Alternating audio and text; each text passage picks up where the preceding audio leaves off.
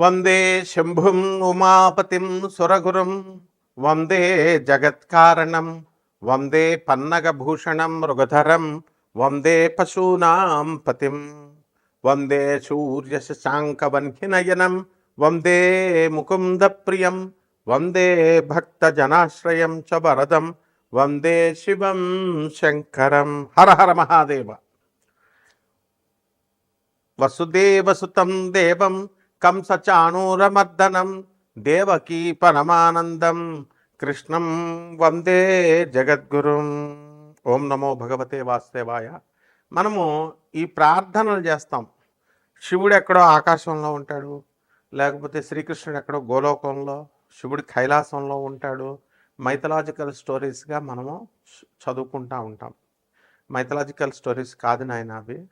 పరమేశ్వరుడు 7500 సంవత్సరాల క్రితం భూమి మీద నందీశ్వరుడు ఎద్దును వేసుకొని భూమి మీద అంతా కూడా తిరిగాడు. నమశివాయ శాంతాయ అనే పుస్తకంలో సాక్షాత్తు పరమేశ్వరుడే రాసిన పుస్తకం. మేము చూపిస్తాం ఆధారాలు. యుఎన్ఓలో సభ్యత్వం ఉన్నటువంటి సంస్థ ఆనంద మార్గ. ఆ శివుడే రాసిన పుస్తకం. ప్రపంచ దేశాలు 200 దేశాల్లో బ్రాంచీలు ఉన్నాయి ఆనంద మార్గ ప్రచారక సంఘాలు. గూగుల్ చేసుకోండి ప్రతిదీ. తర్వాత శ్రీకృష్ణ పరమాత్మ 5000 సంవత్సరాల క్రితం ఆయన అంతర్ధానమై గోలోకం వెళ్ళిపోయారు. నమామి కృష్ణ సుందరంలో స్వయంగా శ్రీకృష్ణుడే రాశాడు. అది కూడా ప్రపంచంలో ఉన్న పోలీస్ ఆఫీసర్లకి, సీఎంలకి, పిఎంలకి అందరికీ తెలుసు. ప్రభుత్వాలకి, ప్రపంచ దేశాల ప్రెసిడెంట్లకి, అధినేతలకి తెలుసు ఈ 2 విషయాలు. ఇప్పుడు అదే శివుడు, అదే పరమేశ్వరుడే శ్రీకృష్ణుడిగా విత్ నో డీవియేషన్స్ శివుడిచ్చినటువంటి ఐడియాలజీని with no deviations lord Krishna చెప్పాడు. లార్డ్ కృష్ణ చెప్పినటువంటి సేమ్ ఐడియాలజీని lord with no deviations lord Anandamurti garu చెప్పారు. ఆయనే ప్రభాత్ రంజన్ సర్కార్. ఈ విషయం కూడా మొత్తం ప్రపంచానికి, విశ్వానికి అందరికీ తెలుసు, అధినేతలకు తెలుసు. తర్వాత ఈ యొక్క ఆయన సాక్షాత్తు శివుడు కాబట్టి ఆయన శంబాలా గ్రామం గురించి చెప్పారు గురువుగారు. ప్రభాత్ రంజన్ సర్కార్ మా గురువుగారు అనమాట. ఆయన ఆనందనగర్లో ఆ రాంచీకి 200 కిలోమీటర్స్ దూరంలో, ఆ తర్వాత బొకారో సిటీ జంషెడ్పూర్ వెళ్ళే రూట్లో ఆనందనగర్ అని పురూలియా జిల్లాలో మీరు పురూలియా జిల్లా అని కొట్టేసేయండి వచ్చేస్తుంది. ఇదే శంబాలా గ్రామం. మరైతే ఇది ఏమండి, ఇది శంబాలా గ్రామం అని ఎలా చెప్తారండి? ఆయన శివుడని ఎలా చెప్తారండి? కృష్ణుడు ఎలా అని చెప్తారండి అని రావచ్చు కదా. మొత్తం ప్రపంచం అంతటికీ తెలుసు. ఆయన చెప్పింది ద ఫస్ట్ ల్యాండ్, ఇదిగో గూగుల్లో సెర్చ్ చేసుకోండి, to emerge from earth's ocean appeared approximately 3.2 to 3.3 billion years ago. 3.2 billions అంటే మరి ఇన్ని కోట్ల సంవత్సరాల క్రితం ఈ భూభాగం, మొట్టమొదటి భూభాగం ఏర్పడింది. Likely in the Singhbhum region of modern Jharkhand district India, Jharkhand state India. ఇది చరిత్ర చెప్పేది, హిస్టరీ. ఇది మైథాలజీ కాదు.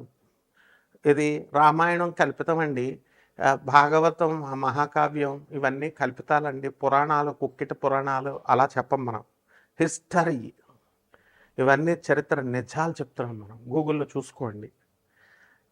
అంటే సింగభూమ్ రీజియన్ అంటారు దాన్ని. అది డెక్కన్ ప్లాటో ఎలా అయితే మనకి హైదరాబాద్, తెలంగాణ రాష్ట్రంలో ఉన్నటువంటి కొన్ని ఊర్లు, అలాగే మహారాష్ట్రలో ముంబై కొన్ని ఊర్లు, అలాగే కర్ణాటకలో కొన్ని ఊర్లు ప్లస్ బెంగళూరు ఎలాగైతే దక్కన పీఠభూమి మీద ఉందో, ఈ సింఘం రీజియన్ అనేటటువంటిది జార్ఖండ్లో మనకి ఇది ఉంది. ఇది మొదట భూభాగం అని జులాజికల్ సర్వే ఆఫ్ ఇండియా చెప్పింది. ఇదిగో చూడండి, ఎలా geological evidence, studies of sand stones in the Singhbhum creation of India have revealed sign of erosion and weathering, indicating that this land was exposed to the atmosphere, not submerged. ఇది ఎంత ఉండాలమ్మా. మీకు professor Dave అనేటువంటి ఆయన కూడా దీని మీద research చేసి ఆధునిక కాలంలో మొన్న వీడియో ఉంది, యూట్యూబ్లో చూసుకోండి.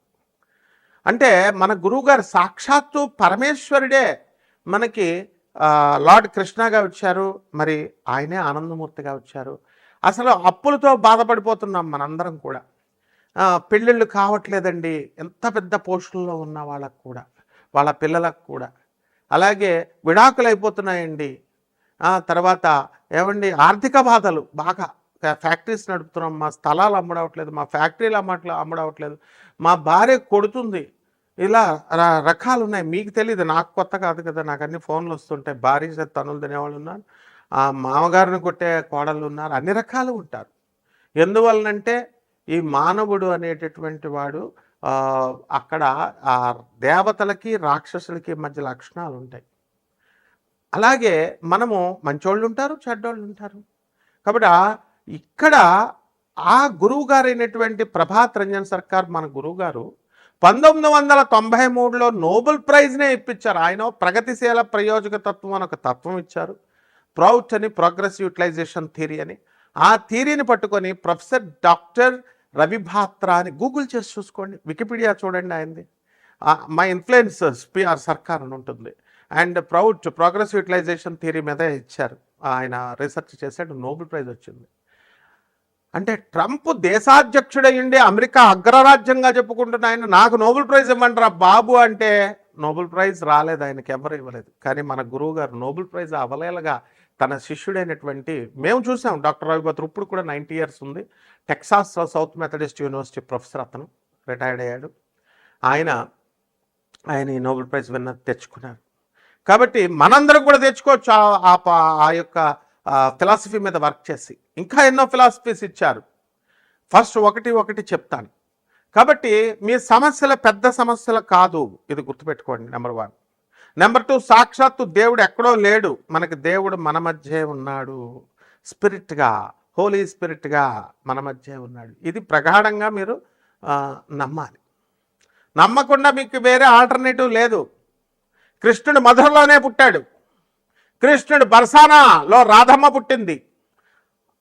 అయోధ్యలో రాముడు పుట్టాడు. ఇవి కథలు కాదు, హిస్టరీ. అందుకే తరతరాలుగా అయోధ్య వెళ్తాం, మనము మధుర వెళ్తాం, కృష్ణ దర్శనం చేసుకుంటాం. కాబట్టి ఆఫ్టర్ ఆల్ ఈ సమస్యలు మా ఒక సమస్యలా మనకి?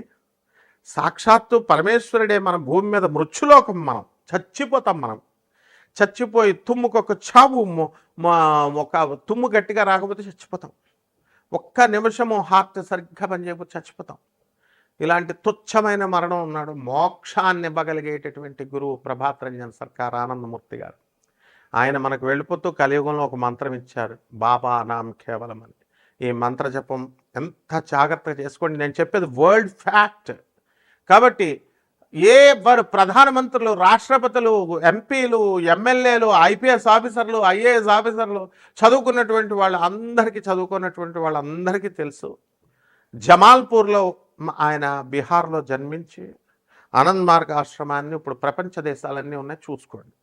ఇక ఆ యొక్క 12 రాశుల వారికి అందరికీ కూడా కష్టాల్లో ఉన్నటువంటి వాళ్ళకి ఈ యొక్క భగవత్ నామాన్ని జపించడం వల్ల, ఆ శంబాలా గ్రామం అంటే ఎక్కడో, శంబాలా అంటే హిమాలయ పర్వతాల్లో అవతల ఉంది, అది ఎవరు మనుషులు వెళ్ళలేరు, ఆస్ట్రల్ బాడీస్ వెళ్ళదు. ఈ సొల్లు కబుర్లు వద్దు అసలు. ఈ మైథలాజికల్ స్టోరీస్ చెప్పేటటువంటి వాళ్ళు యూట్యూబ్లో ఉన్నటువంటి వాళ్ళందరినీ పక్కన పెట్టేసేయండి, చెప్పుకోనియండి. ఒరిజినల్ నేను చెప్పాను. Singh boom reason of India in Jharkhand, అదే ఆనందనగర్. కాబట్టి అక్కడ మనం జపం చేసుకోవడం వల్ల అక్కడికి వెళ్ళక్కర్లేదు. అందరూ కూడా 10,000 మంది అవధూతలు రెడీగా ఉన్నారు మనకు హెల్ప్ చేయడానికి. ఒక్క అవధూతను పట్టుకోవడమే కష్టం. ఆర్గనైజ్డ్, ఇది డిసిప్లిన్, వెల్ డిసిప్లిన్ ఆర్గనైజేషన్. కాబట్టి ఒక్కొక్క రాశి వారికి ఏ విధంగా ఈ మంత్ర జపం చేస్తే కర్మలు తొలగిపోతాయి. ఇప్పుడు పంచగ్రహ కూటమి నడుస్తుంది, ఈ ఉగాది వచ్చింది, ఈ పరాభవనామ సంవత్సరంలో జాతకాలు ఎలా ఉన్నాయో మనం చూద్దాం. కన్యారాశి, ఈ కన్యారాశి వారికి అందరికీ కూడా మనకి భార్యాభర్తల మధ్య కొట్లాటలు ఒక దారికి వచ్చినాయి.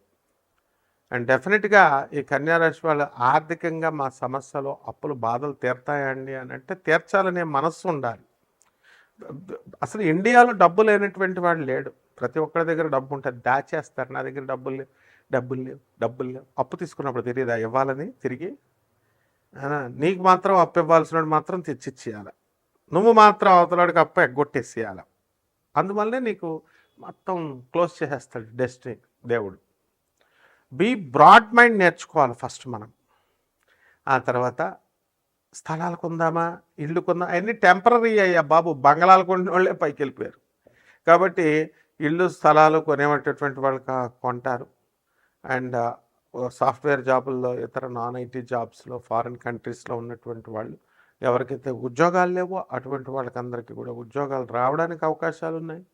అలాగే వ్యవసాయ రంగంలోనూ, ఆ తర్వాత ఈ యొక్క ఫర్టిలైజర్స్, ఎరువులు, ఈ రంగాల్లో ఉన్నటువంటి వాళ్ళందరికీ కూడా వాళ్ళకి డెఫినెట్గా వీళ్ళందరికీ ఉద్యోగాలు రావడానికి అవకాశాలు ఉన్నాయి. మంచి వ్యాపారాలు చేస్తున్నారు, అటువంటి వాళ్ళు వ్యాపారాలు కూడా లాభాలు పొందుతారు. రైతులు కూడా బ్రహ్మాండమైనటువంటి సంపాదన అనేటటువంటిది చేస్తారు. రైతులు అప్పులు తీర్చేస్తారు. అండ్ ఈ ప్రపంచానికి ఇద్దరు రైతులు, ఆర్మ్డ్ ఫోర్సెస్, పాపం చలిలో వాళ్ళు ఉద్యోగాలు చేస్తూ ఉంటారు.